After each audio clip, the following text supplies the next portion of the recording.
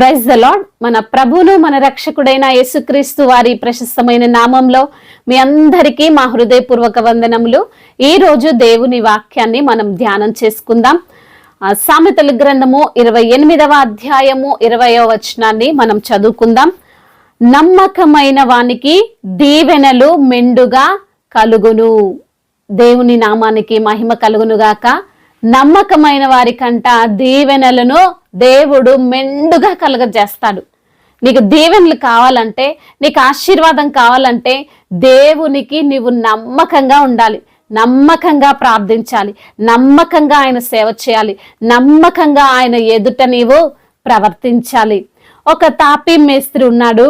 తన యొక్క కాంట్రాక్టర్ వద్ద పనిచేస్తూ ఉన్నాడు. చాలా కాలం అయిపోయింది, తనతో పాటే ఉండి పని చేసుకుంటున్నాడు. అయితే ఇంకా పని చేయనటువంటి స్థితిలో అతను అనుకుంటున్నాడు, నేను రిటైర్మెంట్ అయ్యి నా పిల్లలతో నేను గడుపుదాము అనుకొని తన యొక్క యజమానుని దగ్గరికి వెళ్ళి సెలవు ఇప్పించమని అడుగుతాడు. అయితే ఆ తాపీ మేస్త్రిలోని ఆ నైపుణ్యాన్ని, మంచితనాన్ని చూసినటువంటి ఆ యొక్క కాంట్రాక్టరు అతన్ని పోగొట్టుకోవడం ఇష్టం లేక ఆ పరిస్థితుల్లో ఆ కాంట్రాక్టర్ని నా కోసం మరొక ఇల్లు కట్టేంత వరకు పని చేస్తావా అంటూ ఆ మేస్త్రిని బతిమిలాడుకుంటాడు. అందుకు ఆ తాపీ మేస్త్రి ఒప్పుకున్నాడు. కానీ ఆ తాపీ మేస్త్రి అందులో పూర్తిగా తన మనస్సును పెట్టి పని చేయలేదు, తన నైపుణ్యాన్ని వాడలేదు. నాసి రకము వస్తువులన్నిటినీ వాడి మరి ఇంతకు ముందు చేసినటువంటి పనితనం కాకుండా తనకు అయిష్టంగా ఆ యొక్క ఇల్లును కట్టుకున్నాడు. ఆ ఇల్లుని కట్టి తన యొక్క కాంట్రాక్టర్కి అప్పగించాడు. అందుకు ఆ కాంట్రాక్టరు తాపీ మేస్త్రిని కొద్దిసేపు ఉండమని చెప్పి ఆ యొక్క తాళాలు తనకు బహుమతిగా, ఆ యొక్క ఇంటిని, ఆ యొక్క కీస్ని తనకు బహుమతిగా ఇచ్చాడు. ఇంతకాలం నాతో కలిసి పనిచేసినందుకు ఈ ఇంటిని నీకు బహుమతిగా ఇస్తున్నానని చెప్పి ఆ యొక్క తాపీ మేస్త్రికి ఆ ఇంటిని బహుమానంగా ఇచ్చాడు. అయితే అది చూసినటువంటి తాపీ మేస్త్రి షాక్ అయ్యాడు. ఎందుకు అంటే తన కోసం ఆ ఇల్లు నిర్మిస్తున్నానని తనకు తెలియదు. మరి తనకు తెలియకుండా నాసిరకం వస్తువులను, తన యొక్క నైపుణ్యాన్ని, తన యొక్క ఆ పనితనాన్ని ఉపయోగించుకోలేక ఎలా పడితే అలా ఆ యొక్క గృహాన్ని కట్టాడు. మరి అది చూసి మరి ఎంతగానో బాధపడ్డాడు. అయ్యో, నేను నా కోసం అని తెలిస్తే నేను మంచిగా ఈ గృహాన్ని నిర్మించుకునేవాడిని, కానీ ఇది నా కోసం అని తెలియకనే నేను నా నైపుణ్యాన్ని దీంట్లో వాడలేదు అని చెప్పి వాపోయాడు. మరి దేవునికి మనం నమ్మకంగా ఉండాలండి. మనం చేసే ప్రతి పనిలో కూడా మనం నమ్మకంగా ఉండాలి. ఏ పని చేస్తున్నా అది దేవునికి చేస్తున్నామని చేయాలని దేవుని యొక్క వాక్యంలో వ్రాయబడి ఉంది. మరి దేవునికి మన నమ్మకంగా ఉంటే దేవుడు మనకు మెండైన దీవెనలు ఇస్తాడు. మరి ఆ తాపీ మేస్త్రి చేసినట్లు మనం చేయకుండా మరి ఏ పని చేస్తున్నా అందులో మరి ఇది లాభమా, ఇది నష్టమా, దీనివల్ల మనకేమైనా చెడా, దీనివల్ల మనకేమైనా మేలా అన్నది ఆలోచించి 10 సార్లు నీ కుటుంబంలో కావచ్చు, నువ్వు చేసే వ్యాపారంలో కావచ్చు, నువ్వు చేసేటువంటి జాబ్లో కావచ్చు, నువ్వు నమ్మకంగా ఉంటే దేవుడు నిన్ను దీవిస్తాడు, మెండుగా ఆశీర్వాదాలను నీ పైన కురిపిస్తాడు. మరి అదే విధంగా మోషే నా ఇల్లంతటిలో నమ్మకస్తుడని దేవుడు మోషేను గురించి సాక్ష్యం పలుకుతున్నాడు. ఆ సాక్ష్యము మనం కలిగి ఉండాలి.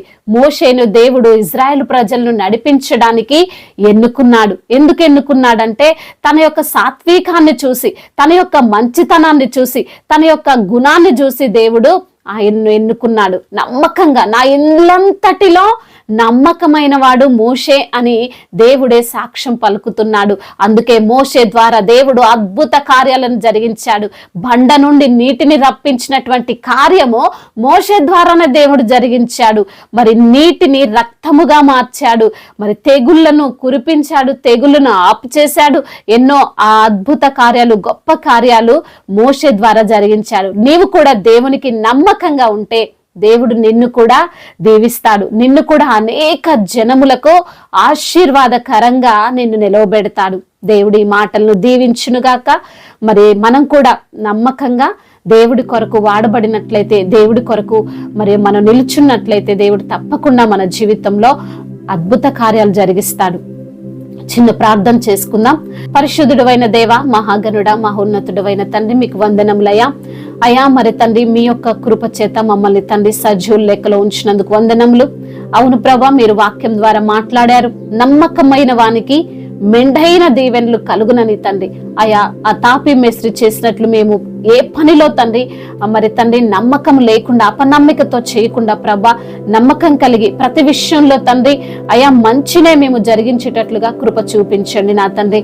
అయా ప్రార్థనలో ఏకీభవిస్తున్న ప్రతి బిడ్డ జీవితంలో మెండైన దీవెనలు దయచేయండి నా తండ్రి. వారికి ఉన్న ఇరుకులు, ఇబ్బందులు, వారికి ఉన్నటువంటి ప్రతి ఒక్క సమస్యల నుండి విడుదల దయచేయండి. అనారోగ్య సమస్యల నుండి వారిని లేవనెత్తండి. అయా రోగముల నుండి వారికి స్వస్థతను దయచేయండి. ఏ వ్యాధి, ఎటువంటి తెగులు బిడ్డల యొద్దకు రాకుండా మీ యొక్క కాపుదల్లో భద్రపరచండి. అవును నా తండ్రి, నడవలేని స్థితిలో, కూర్చోలేని స్థితిలో, అయా మాట్లాడలేని స్థితిలో, చూడలేని స్థితిలో బిడ్డలు ఉంటుండగా వారిని మీరు స్వస్థపరచండి. ఐసీలో ఉన్న ప్రతి బిడ్డకు విడుదల దయచేయండి నా తండ్రి. అదే విధంగా మరణాన్ని కూడా జీవముగా మార్చమని బ్రతిమలాడుకుంటున్నాం. ఆర్థిక సమస్యలను కొట్టివేయండి.